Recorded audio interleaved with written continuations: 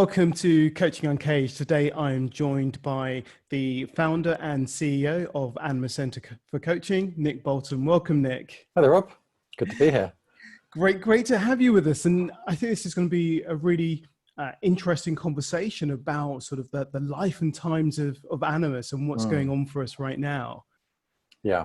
My sense is that we're living in a world now where people want to know what's happening behind the scenes of a company rather than just what they're getting from it. So that was kind of the purpose of this call. It's just really to take a bit of a dive behind, what's exciting us, what's challenging us, where do we see us going, and that sort of thing.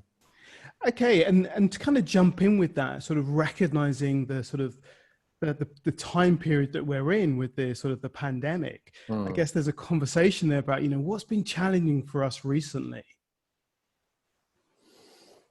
I mean, let's be honest, from a business perspective, we've had a very, very successful period.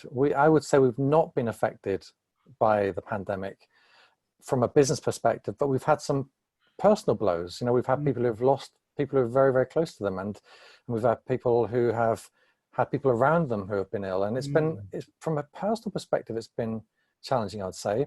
But from a business perspective, it's actually, it's really worked well for us. I think we were talking about it earlier today, weren't we? That it forced our hand into going virtual, which we'd already wanted to do. We'd had a conversation, we had a somewhat wine lubricated conversation around, the future of Animas in a Chinese restaurant. And we got excited by the idea of being virtual. But then when the next day came and it felt like reality bites, you sort of stick with what you know and what works. And this really, really forced our hand. So from that perspective, it's been good for us from a very selfish business perspective. But of course, there are massive human, issues around this as well. And there's something really interesting for me there around when something forces your hand, because, we can talk about coaching and how, people are thinking about the change they want to make and they're making that change. But sometimes something just comes along and forces you or pushes you to just get on and do something. Yeah, absolutely. And I think it's because you've got nothing to lose, in a sense. Like, if you don't do something, you've got a lot to lose. And if you do something and it works, you've gained everything. And if you do something and it doesn't work, well, you've lost what you would have lost anyway. So there's something about how do we hang on to stuff for fear of the change, what change might bring. But I mean, certainly for us, it's been an incredible time. It's really opened up possibilities that we kind of knew were there, but we were not sure how to embrace. So for instance, we wanted to expand across Europe. And whilst we made our first moves a couple of years ago into Berlin, we were going to move into Copenhagen and Amsterdam and one other, which Hamburg. Hamburg. Yeah, of course. It felt like quite a hard slog to get to that. And what were all the logistical challenges and all this kind of stuff. And this made it so easy. And of course, that's now opened up the possibility of a complete European expansion and indeed US as well. So it's really, really opened up possibilities. And then alongside that, we have my supervision school, which, for a few years stagnated as a part of Animas. It was like it was a really high quality course within Animas that we couldn't advertise because it didn't fit with the general ethos of what people were coming there for, which is, I'm looking to become a coach. And so, doing this has enabled me to start a whole new school, which is 100% virtual, which makes my audience the whole world instead of people who can get to London. So in many ways, from a business perspective, it's been great for us. But I recognize what a challenging time this is for, lots of other people in terms of business and, as a human being. But I guess I'm curious from your perspective, Rob, how, you've had to handle the sort of the human side of this and how people respond. Like, how has it been for you? It's been really interesting. So there have been people that have just absolutely jumped on to virtual training and have really loved it and enjoyed it. But, I have to also recognize there are people that have sort of gone, I don't want to go from in-person to virtual. I don't want to make that shift. I want to stay in the classroom, as it were, with a trainer and hold on to that kind of personal experience.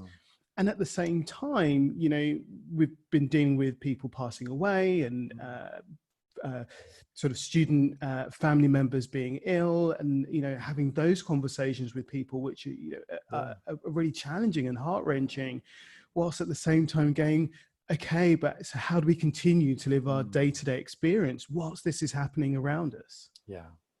I mean, I think that's the thing, isn't it? Like, ultimately, we were talking about this morning in a separate meeting, but ultimately a business serves the purpose of both customers and employees. Customers want to get the service they paid for, and employees want security to know that they can A, do something meaningful and something they enjoy, but B, have a lifestyle that they can afford, whatever that might look like. And so, as much as you can go, well, we have to think about the people who are struggling, but we have to think about the business too, because otherwise there's going to be a lot more people struggling. And I think, one of the things I feel very proud of is how we managed to navigate the personal and the business in a way that felt congruent throughout, and yet kept everybody with their needs met. And I think we haven't let a single person go, which has been, really, for me, something I'm very proud of. Yeah, and I think in that sort of, it really showed within the organization how we were working together to keep this moving forward. The hours people were putting in to kind of go, so how do we make this shift? How the trainers and the training team and the head of training was sort of going, right, how do we make this happen? How do we make it happen in a moment? But it also made me realize that sometimes we just take too long about things. And, if you're a coach and you're thinking about starting your business or shifting your business, sometimes you can just spend too much time thinking about it. Yeah. And there's that moment where you just got to go, right, let's get on with it, do it, and see what happens. Yeah. I'm reminded of Reid Hoffman, the founder of LinkedIn, who says, he came up with that famous saying that you've got to jump off a cliff and build the plane on the way down. And I think there's a lot of truth in that. The question I guess we always have to face is, do we want to jump off the cliff at all? And I think that's what happened after the Chinese meal is we were like, well, we really want to go virtual, and we felt so exciting. And then the next day it was like, do we want to jump off this cliff now? Is this the time to be building a plane? And of course, once that happened, then we had to build the plane. And it just shows how it's possible, but you've always got that choice as well. And I guess sort of alongside the sort of pandemic and going virtual, there was the sort of the uprising of the Black Lives Matter, or the re-emergence of that. And I know that that we spend a lot of time thinking about our response to this and our part of it. And I just want to sort of get your reflections on how you felt about it coming into the space, and also, I guess, as the leader of the organization, whether you felt you had to say something or whether it was a wanted to say something, because I recognize there were lots of organizations saying stuff, like they were just saying it because they should, as opposed to having a real desire to be engaged and part of that conversation. Yeah, it's a good question, and it's an interesting question for me. I'd love to get your response to it as well, because in so many ways I'm not affected by it for obvious reasons, and also when you look at the business, we're not affected by it in any extreme sense. I'm sure that there'll be people who can look and say, oh yeah, but and I get that, but at an extreme sense, we're not affected by it. Our workforce is diverse and so on. So it didn't feel to me like, whoa, I've just had a wake-up call that I need to be somebody different. I need to do something different. But it did make me think in a very honest way about, hold on, we were already aware of this, but why hadn't we been more clear in what we wanted to change? And I think that was probably the thing I became much more aware of, was like, yes, we were aware of it. We talked about it, the lack of diversity in the coaching profession, particularly the upper echelons. And yes, we said we should do something about it, but what were we doing? And what did we want to actually see as a result of that doing? And I suppose my ambitions were somewhat limited to saying, well, look, I can't change the world, but I can change my bit of the world. And so how do I A, recommit to Animas, focusing on that, and B, how do I recommit to, as an employer, to making sure that diversity is part of what we do? And the thing I've been very, very honest about is, look, we're a relatively racially diverse company, but we have no disability in our company. And it bothers me to what extent we focus on one area whilst completely not focusing on another. And that bothers me a bit. And that became much more interesting to me, is like, how do we become genuinely diverse? And how are these unconscious biases not just race-based, but in other parts of life that we aren't seeing? Ageism, for instance, to what extent are we an age diverse company? Does that make sense? Like, we, especially in the early days, do you remember some years ago, Rob, we had a very strange company where we used to joke about it. Nobody in Animas had children. Like, and nobody wanted children. It was like we were these obsessive kind of personal development people who didn't want kids because they get in your way. And then over time, you know, we've become much more mixed in that sense. But I became aware that at one point, we had a bit of a monoculture going on around who you had to be part of Animas, because you connected to us. It was the unconscious bias of attraction. It wasn't really an unconscious bias of repulsion. It was one of attraction. Who do you kind of get along with because they don't want kids either, and all this kind of stuff. And I've become much more aware of the diversity that needs to happen in the company. But I mean, I'm very interested in your perspective, because clearly you've been much more involved on this. Yeah, there's something really interesting about how we haven't been vocal in what we've been doing, and the changes that we're already making within the industry. So, you know, I look at the students that attend our courses, and I go, there's such a huge mix of cultures and age and gender and sexuality within that training space. But we haven't really spoken about it. And it sort of made me, when this kind of blew up, it made me go, well, why aren't we talking about it? What's that about? And I think one of my challenges has been, is like, where do you start talking about this? And how do you keep up with the growth of it? So we might talk about culture, then there's also race, there's also age, there's also sexuality, there's also disability or ability. And it's like, okay, how do we hold on to all of this? And it kind of feels almost overwhelming to hold on to. So part of me kind of goes, well, maybe we don't, you know, we'll just quietly get on with it. Because I also recognize that as soon as you start talking about it, people start questioning what you're doing, and they start going, so why aren't you looking at this? And why aren't you looking at that? And it's like, well, we're going to do it a bit at a time, or we're going to, you know, moving to the areas that we either have an understanding of or a connection to, and then we'll pull more people in to work with us to kind of expand that diversity and that inclusion piece. But it's such an interesting space. And I think part of it is we've all had our own experience around it. So, you know, growing up as a black male in East London, I've got a very interesting experience about, you know, being black in the UK and what that's meant for me, and where I felt racism or prejudice upon me. But I can also recognize I've had some amazing opportunities that I kind of go, well, that wasn't because I was black or not. It was because of I was showing up as me, and the people that were around me were just kind of tapping into that.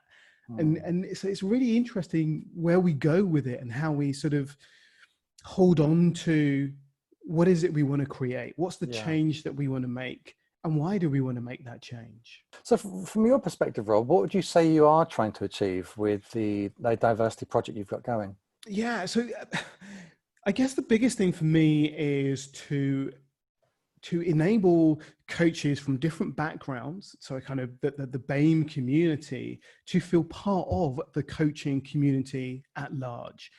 One of the things that I felt throughout my sort of experience of being a coach and being in the coaching industry is that whenever I attend events, that it's kind of me and my mate and a few others. And I've kind of gone, well, where is everybody? Why aren't they at the party? And is it because they've got their own party that they're going to? And if so, why am I not at their party? Or is it they don't feel welcome here, or they don't feel represented here? And so for me, it's about, well, how can we create a space where everybody feels welcome and represented? And then for them to make the choice about whether they engage in that or not. But when I look at conferences and I see the lineup of who's going to be speaking, especially for UK events, I kind of go, well, that's not very diverse, and there's not a real mixture of people going on there. And so how do we mix that up? How do we create change? So I guess a big part of what I'm trying to do is to go to those larger organizations and go, okay, let's do something different here. Let's get other people invited to speak at your conferences, or to be part of your organization or be part of your board, to make it representative of the coaching community that exists, because the coaching community is hugely diverse. But when I look at the organizations, I don't see that diversity.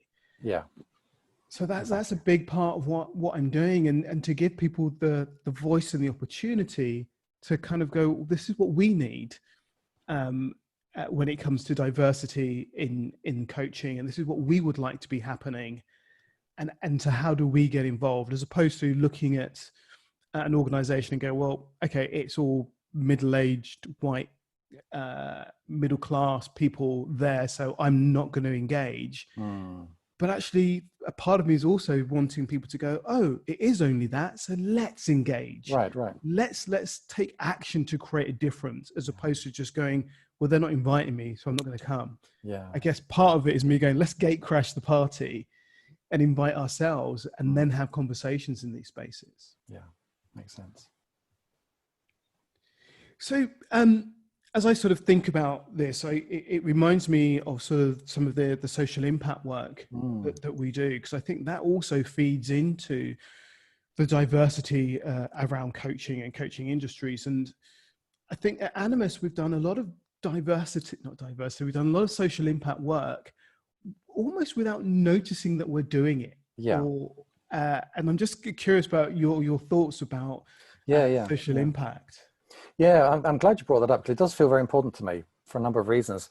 I mean, perhaps give some context. You know, we've talked about this quite a bit recently, is that back in 2015, in our little Chillingworth Road office in Holloway, and there was like 5 of us, I think, and we said, you know, where do we want to be in 10 years? And we said we want to be, we said by 2020, we want to be the largest school that, I forgot what the phrase was, it wasn't largest, it was, basically we wanted to be the largest school in the UK in terms of influence, prestige and impact.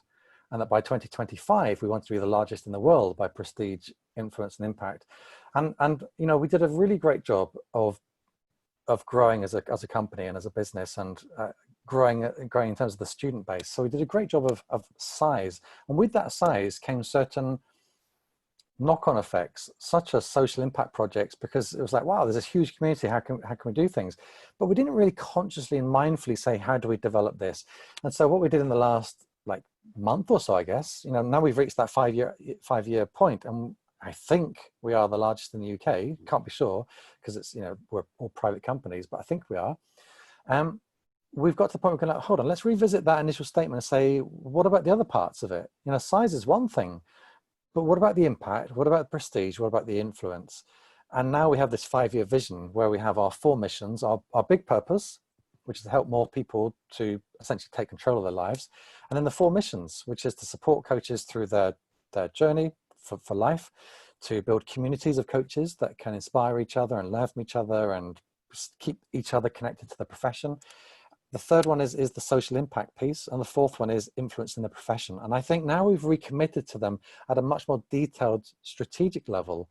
We're going to see a lot more happening within Animas around that. And social impact is just one part of that. But the work you're doing with Sam around thought leadership is huge. You know, to have Animas become a focal point of progressive thought in coaching is going to be huge for us, both in terms of what we give our students now, but also long-term, the position of us in the industry. I think that's massive. In terms of social impact, I just cannot help but go, we've got, what is it, 3,000 people or whatever it is now.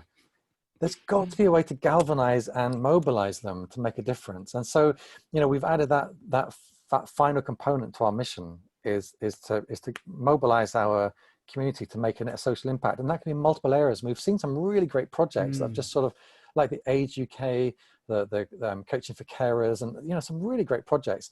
Now I want to start to go, well, how do we measure it? How do we systemize it? How do we supervise it so that people have got the support? How do we build structures around it rather than just going, yeah, there's a few coaches, see what we can do? You know, so that for me is it. And the payoff for that is A, that we make an impact and we feel like what we do is meaningful, and B, is going to come round to us because we build our brand within the wider world. So it's exciting. I'm really excited by it, and I can't wait for the social summit, the social impact summit we have coming up, and you know, the work that's been done becoming much more sort of vocalized and clear.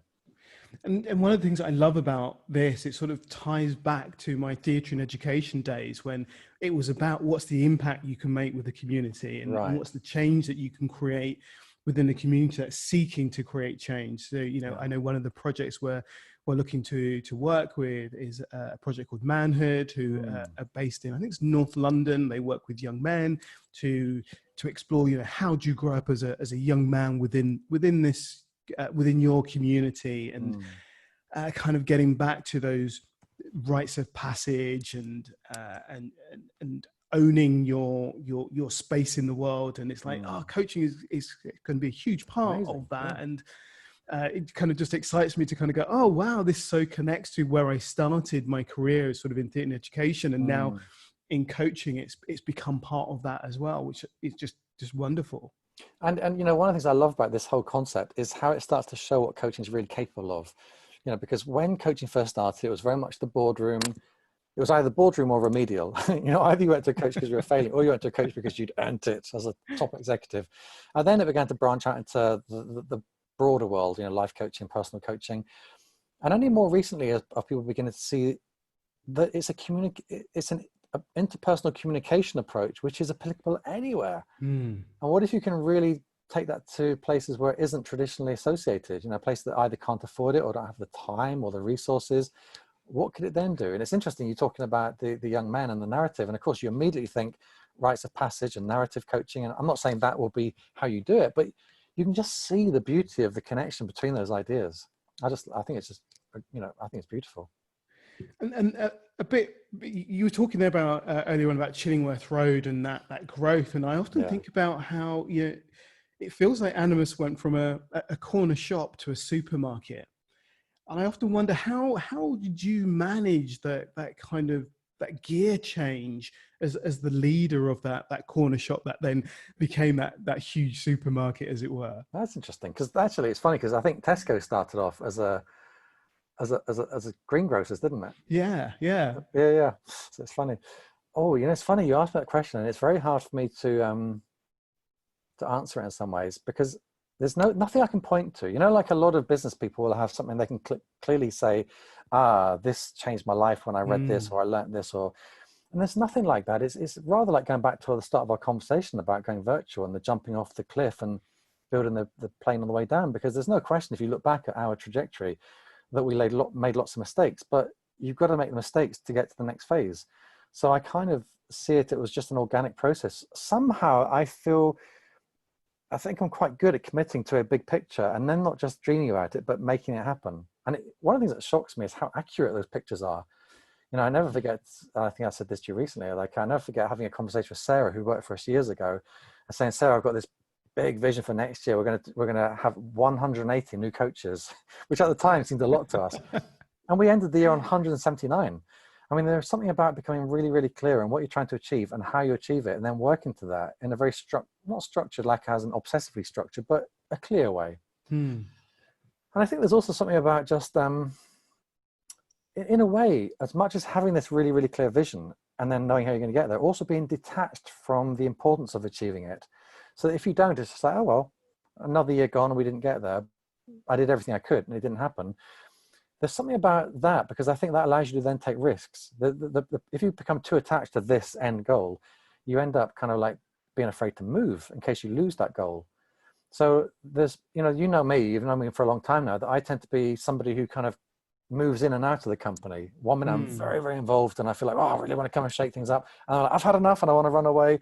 And there's this real sort of push-pull thing with me that I don't want to be heavily involved, but I've also got this idea of what I want it to look like. And I think the passion to kind of be the best version of this business is what's driven me constantly.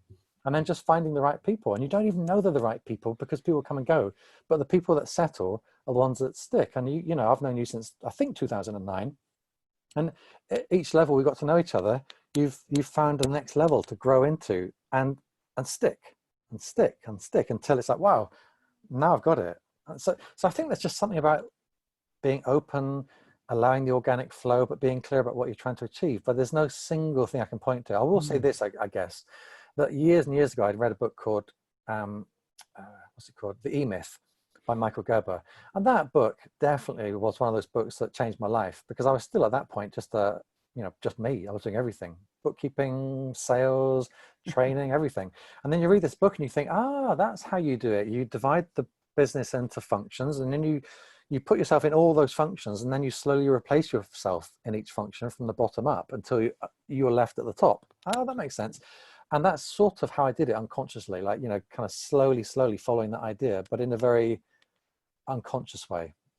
The sort of two thoughts jump to me as you say that, and one is about the sort of, I guess, the philosophical, existential nature of yourself that allows you to have the big vision and know where you want to go, but not be attached to it, so that you're able to let it go and shift and pivot around it. And the other thought that comes to mind as well is that your desire to learn. So, you know, you're constantly going, oh, I listened to this podcast, or I read that book, and I read this, and I read that. And I'm just curious about how you think those sort of parts of you enable Animas to grow. That, I mean, that's okay. So there's two questions there for me in my head. One is where does that come from, and then what does it enable to happen? The where does it come from feels like a DNA thing. Like I don't learn as an instrumental thing. I remember years ago, Rob, we were talking about the difference between instrumental learning and transformative learning. And instrumental learning is you learn something to get to a result that you want. Yeah. So I'm going to learn to drive so I can drive a car. Whereas transformative learning is you learn and then that transforms your paradigm or your approach. And for me, learning has always been a DNA based. I'm just hungry. Like I just can't. I'm so hungry to learn stuff. Like it's funny. I mean, I've got my microscope down there. And I've got my telescope in the front of my boat, and I'm as like keen on learning about little cells as I am about learning how to run a business in a weird way. It all connects up for me. It's something to do with just expanding the brain, and I just love that feeling of like being on a constant journey of learning.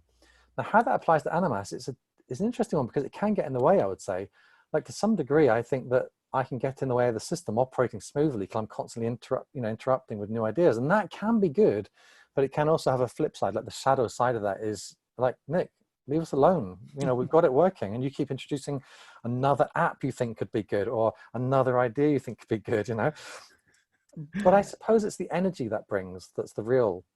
You know, it's the energy that brings, because I would say that what I've brought to Animas overall is a hunger to keep striving to be better. Like how we do that almost matters less than the fact it's like, yeah, we've reached this point and it's good, but we can be there. And how do we get there? And then, okay, now we've reached there. No, that doesn't feel so, like, what about that? You know, that it's more that really, I would say, that drives me, and learning is just a part of that. Because I think learning is how you do this too. You keep climbing your own personal. And the question I'm left with in all of this is like, what's at the end of it? You know, like I'm 50 now, you're 52, we're born in the same year. What's at the end of this in 50 years? You know, let's assume we get on to 100. What next? Because I haven't got any children, and that's that is a question that really I don't have an answer to at all. You know, if you think about the why of something, the why for me is present. It's like I do it because I feel meaningful, and it gives to the people who join Animas. But why in 50 years time, I don't know. I mean, do you have any sense of like why we do all this stuff? I think part of it for me is this hunger to see people learn and grow.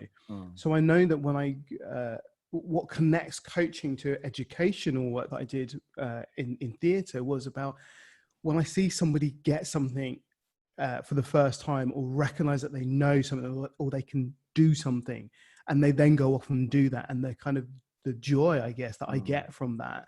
And over the years, as I've kind of grown in Animas, it's meant that I can kind of do that from a distance, but enable it to happen. I guess part of my why is, you know, I'd love to be in my rocking chair at 100, you know, sipping on my wine, and just kind of going, yeah, you know, I enabled or facilitated people to grow and learn, and let me look back at that and kind of go, oh, I did my part to make the world a better place through my medium. I think that's part of it for me. That's really nice. And actually, now you've said that, it does help me frame my own experience, because mine is more about you guys. Like, I want to put you in that rocking chair. I mean, obviously you'll put yourself in it with your Zimmer frame, but I want the thing I build through you guys to be how you get there. And it, you know, you know that I wouldn't say I'm a tough boss. I'm not a tough boss, but I'm a challenging boss, because I see potential in people. You know, I've always been able to go like, there's more to you than this. You know, I remember when Karen transitioned from customer service to sales, and I just knew there was something in her that was more than she was being. And for me, that's where my sense of meaning comes from. It's not so much the alumni and the student community, although I still care about that. It's more about what happens to you. What happens to the people who commit to working for me? And even to some degree, other people around that ecosystem, like suppliers and so on. Like, I care about Vivek, our web designer, and, you know, those people matter to me. They're not just come and go frippery. And so I think, yeah, that probably feels like the why for me in some ways. And I think there's something really important there, that as we have this discussion of, you know, knowing what your why is, and it doesn't have to be the same as everybody else's. When I think about coaches building their business and stuff like that, I go, we can get so caught up in what the books say and what the latest trending person is saying. And I think it's really important to step back and go, but what does this mean for me? Yeah. Where do I want to be in 10, 15, 50 years time? And why is that important to me? And who's important to me as well? I think that's really, and not to get caught up in, oh, the book says these people should be important, so I'll make them important. But actually have that desire within yourself to do. It's got to be real. Yeah. It's really real. I mean, it's funny, now we're talking about this, I keep having different ideas, and I realize that there's an end goal why, and there's a right now why. So my end goal why is that I and my wife and you guys and your families, I'm probably more you and us than anyone else.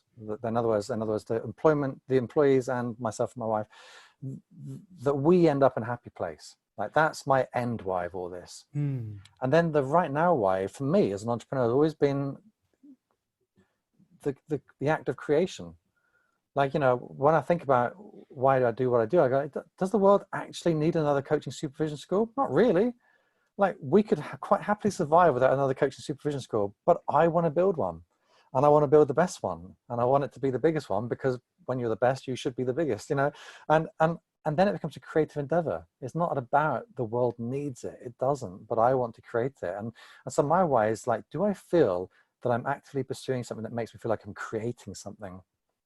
And that's also kind of explains my push-pull, because when I kind of get fed up with Animas sometimes, it's when I feel like I'm no longer adding creativity. I'm just firefighting. Yeah, and we were talking about firefighting earlier today, and that's something we won't delve into now. I think that's for another conversation. But there was something you said there about wanting people to get to their happy place, and it sort of struck me. And I hadn't sort of joined these two dots before, but the challenging boss of you and that happy place are so interconnected. Yes. And I hadn't really thought about that before, that this idea that you go, come on, push to get there. And let me challenge you and question you. Because one of the things I love about you as a boss is that you go, really? Is that your best? Is that why you're doing that? What else can you do? That really calls somebody out into the space, not as to be mean, but to go, what else is in there? What more juice can we squeeze from this to make this happen? And when that happens, go, great, now, right, what's the next step? So we never sort of go, right, we've done that. We don't need to improve it. It's like, right, how can we do it more? How can we do it more? And that challenge also feeds into, right, my happy place. Because we can also, in my now, I can sit back and go, this is amazing what we're doing, and the connections that we have, and the growth that's happening, and the relationships that we have with our community, our alumni, and our training team. That's a happy place, but let's also challenge that to grow it and move it forward. Yeah. Well, I said it on the call this morning with the team that I believe we should call each other out to help us be the best versions of ourselves, not because we need the result. So when I call somebody out for not fulfilling their potential, it's not because I want more from them, although I might do. There might be stuff I need in the business that's more from them. But it's actually more like, if you're living one life, why would you not want to be in a job where you actually want to give the very best to yourself? And if you're not doing that, is that because you don't know there's more of you to give or to find and grow? Or is it because you don't care enough? And if you don't care enough, are you in the right job? And those two have always felt quite important questions for me. Either in the right job, and you're showing up as best you can, or you're in the right job, but you don't realize how much more there is to give, or you really shouldn't be here. And if you shouldn't be here, it's because you'd be happier somewhere else. You know what I mean? That feels really clear to me. And as we're having this conversation, it sort of makes me go, Animas is almost an embodiment of coaching itself. Yes, so the way that we operate is coaching, and what we train is coaching. It's really interesting to see that it's not just coaching is what we do, but we kind of do business in a different way. So no, these things are interconnected. Well, it's a particular kind of coaching, and it's the kind of coaching that I've always kind of been known for, in a sense, which is that courage to name and the courage to recognize that you have choice. Is the courage bit, because some kinds of coaching can be too soft, and sometimes it can be too unclear and too no. For me, it's always been about, let's name the truth and then decide if we can act on the truth. And if we can do those two things, then we've got somewhere to go. But that's my kind of coaching, in a sense. It reminds me of the conversation I was having with Sasha about existential coaching, and this idea of, we are free to choose. And we've got to really own that freedom. So we can make a choice, but we got to, step into the space and make that choice, and recognize that when we're not making choice, that's also a choice. And let's face that. And in order to do that, courage is needed. Yeah, exactly. Yeah. So, we're talking about lives and community and stuff, and people that are watching this can see that you're on your canal boat, and I sort of wondering how does being in the space where you can be traveling and connected to the business, how does that work for you? We talked a little bit about your sort of push and pull desire and stepping away. And I'm just curious about how the boat sort of fits in with that. It depends on what day you ask me. But generally speaking, it's an amazing life and I love it, and it works really, really well for me. And I wouldn't give it up yet. But Danny might be my wife, of course. We were talking about what does the future hold for us, and we don't fully know. But if I'm honest with myself, there are certain things that consistently matter to me. And one of them is being able to give myself as much as I want to the business side of things, for all the reasons we've been talking about, the creativity, the impact, all that kind of stuff. And whenever I move too far away, I start to feel like, whoa, I'm losing touch with the stuff that really does matter to me. If all I did wasn't watch Netflix every day and go for walks, it wouldn't be me. And so we're beginning to recognize that at some point we need to go back to dry land, I suspect, and enable me to have greater stability to work as intensely as I need to, and sometimes, and then pull back. So I love the fact that I built a life where you run Animas for me on a day-to-day basis. It's brilliant. You do an amazing job of keeping Animas going, and I just contribute with my vision and my push to be at a certain level. But at the same time, when I start thinking about growing these other schools, it's going to need more of me. And then I think, part of me wants to cruise my boat today, but I also need to do this. And I've got 3 light calls lined up, and Danny's got to hide in the bedroom because there's only this. That becomes very frustrating after a while. So, I think watch this space. That's great. And it sort of makes me think about, as we sort of come to a close with our conversation, when you think about next year and Animas, are there any things that you sort of go, these are things I really want us to happen in terms of the vision and the plans and ideas? I know you're thinking about 5 years, 10 years, 50 years, but I'm just curious about that sort of immediate future. Well, 2021 is going to be, I would say, going to be the year we start to spread our wings globally. So right now we have now we're virtual, we are sort of global, but in a real sense, we're not. So we're still very UK centric with a smidgen of German centrism. And what we want to do next year is start to dominate the whole of Europe and start to enter the US market. And that's, it's going to double, it's going to mean as a school, we double in size. And doubling in size means doubling resources and doubling workload and, all that sort of stuff. So at a very practical level, I think Animas is going to grow substantially next year to meet the potential market demand in these new areas. So that's going to be fascinating. And there's going to be a lot of tactical and strategic stuff we do behind the scenes that enables that to happen. But the big vision is Europe, US. However, I think next year for me is also about really beginning to stretch our legs around the social impact and the thought leadership. So I really love what you're doing this year. And I suspect that next year we'll see that consolidated, not just through repetition of the same stuff, but somehow leveraging what you're doing to get us to another level. And I don't know what that looks like, but I feel like for where we want to go, it's not okay for the thought leadership to reside only on YouTube and on our website. It's got to somehow be somewhere else. Yeah. So that feels important. And then finally, the social impact part, I really want to see that coming alive. Hence, we're recruiting the social manager as we speak. We're recruiting a social impact manager. And, you know, I'd love to see that become a systematic, strategic part of our business that enables our coaching community to do amazing work. And for us to be able to go, we did that.